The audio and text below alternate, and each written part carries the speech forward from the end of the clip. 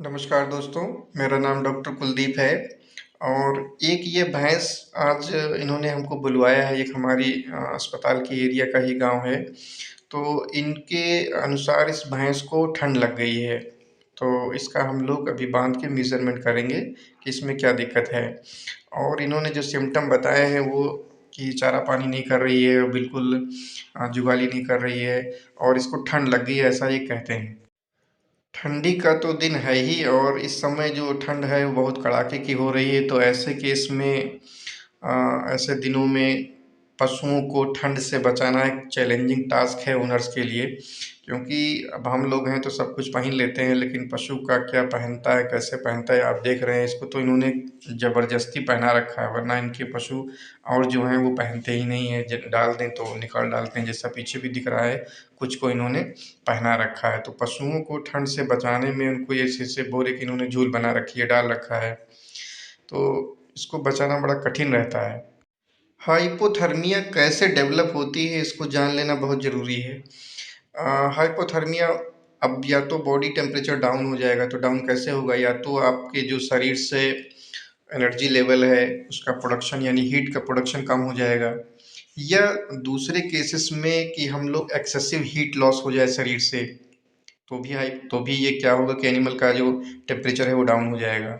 जब temperature down होता है तो एक तरह से स्ट्रेस का एक कंडीशन डेवलप होती है। तो जो हमारे स्किन के रिसेप्टर्स हैं, क्यूटेनियस रिसेप्टर, ये ब्रेन को सिग्नल भेजते हैं। तो उसके रिस्पॉन्स में ब्रेन क्या करता है कि इंटीरियर पिट्यूटरी एक ग्लैंड है, उसको एक्टिवेट करेगा और वहाँ से एक hormone TSH, thyroid stimulating hormone या थायरोट्रोपिक हार्मोन रिलीज करते हैं। तो ये टीएसएच क्या करता है, थायराइड को एक्टिवेट कर देगा। थायराइड से थायरॉक्सिन हार्मोन निकलेगा। अब थायरॉक्सिन हार्मोन का क्या रोल है शरीर पर, ये पता होना चाहिए। चूंकि ये हाइपोथर्मिया से रिलेटेड है इसलिए बता देना जरूरी है। थायरॉक्सिन क्या करेगा कि बीएमआर, बेसल मेटाबॉलिक रेट, शरीर का बढ़ा देगा, जो क्या करेगा कि ओवरऑल हीट प्रोडक्शन या आपका जो टेम्परेचर डाउन हुआ है वो मेंटेन हो जाएगा। तो ये नॉर्मल फिजियोलॉजिकल मैकेनिज्म है हाइपोथर्मिया के अगेंस्ट शरीर कैसे अपने आप को अ, मतलब हाइपोथर्मिया से कैसे काउंटर करता है, ये शरीर कैसे उसको नॉर्मल लाने की कोशिश करता है। इसका टेम्परेचर 99.6 डिग्री फ़ारेनहाइट आया है। इसको हमने माइल्ड हाइपोथर्मिया के लिए सस्पेक्ट किया है। पहला इंजेक्शन हम यहाँ पर इंजेक्टेबल लीवर का दे रहे हैं, लीवर टॉनिक का। इससे क्या है कि जो लीवर में ग्लूकोनियोजेनेसिस का जो प्रोसेस है उसको सपोर्ट मिलेगा इससे, ताकि लीवर में जो अल्टीमेटली होना क्या है कि ग्लूकोज बनना, ग्लूकोज से एनर्जी मिलेगी, एनर्जी से ही हीट प्रोडक्शन होता है। तो हमें लीवर को स्ट्रॉन्ग करके चलना पड़ेगा यहाँ से। दूसरा इंजेक्शन यहाँ पर हम दे रहे हैं कार्टिकोस्टेरॉइड का। कार्टिकोस्टेरॉइड क्या करेगा कि लीवर में जाके ग्लूकोनियोजेनेसिस को फास्ट कर देगा। इससे क्या है कि शरीर में एनर्जी प्रोडक्शन बढ़ जाएगा। एनर्जी प्रोडक्शन बढ़ने से ही शरीर में जो ऊष्मा का लेवल है या हीट प्रोडक्शन बढ़ जाएगा ओवरऑल।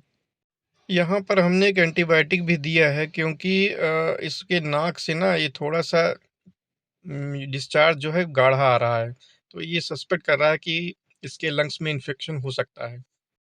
यहाँ पर एक इंजेक्शन हमने विटामिन ई सेलेनियम का दिया है, ताकि इसकी इम्यूनिटी को एनहांस किया जा सके, क्योंकि ओनर के द्वारा एक चीज़ और बताई गई थी मुझे कि ये अक्सर बीमार पड़ जाती है और ठंड इसको ठंड ही लगती है बार बार। ये ओनर मतलब रिपीटेड टाइम्स बता चुके हैं कि इसको कुछ दिन का अंतराल पर ये बीमार जरूर पड़ जाती है। उसके लिए हमने विटामिन ई सेलेनियम का इंजेक्शन यूज़ किया है यहाँ पे। तो ओवरऑल अब हाइपोथर्मिया का अगर ट्रीटमेंट हम बात करें तो पहले आपको शरीर से जो हीट लिबरेट हो रही है तो उसको आपको कंट्रोल करना पड़ेगा। इसके लिए आपको उसका शरीर पूरी अच्छी तरह से ढकना पड़ेगा, ताकि फर्दर हीट लॉस को शरीर से रोका जा सके।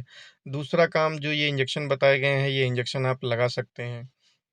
तीसरा, अगर सीवियरिटी ज़्यादा है तो यहाँ पर क्या करना है आपको, आईवी रूट से आपको कंसंट्रेट ग्लूकोज देना है। डेक्सट्रोज दे सकते हैं या वैक्ट्रोज 25% ग्लूकोज भी इंजेक्ट कर सकते हैं। ये क्या करेगा, ये शरीर में जाके एक तो पहले अगर आप थोड़ा इसका टेम्परेचर बढ़ा के आपको देना पड़ेगा, तो एक तो ब्लड में जा रहा है तो थोड़ा सा ब्लड का भी टेम्परेचर बढ़ जाएगा। दूसरा, एनर्जी जैसे शरीर में जाएगा या ग्लूकोज जाएगा तो ये ऑलरेडी उसमें ग्लाइकोजन रिजर्व खत्म हो गया होगा, जो अगर सीवियरिटी बढ़ गई है तो उसको सपोर्ट करेगा।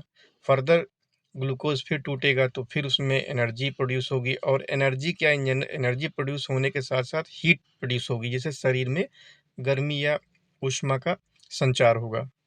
यहाँ पर हमने ओनर को रिकमेंड किया है कि ये आधा किलो गुड़ सुबह और आधा किलो गुड़ शाम को खिलाएगा। ये भी एक एनर्जी का फ़ॉर्म है, इससे शरीर में इसके ऊष्मा का स्तर बना रहेगा।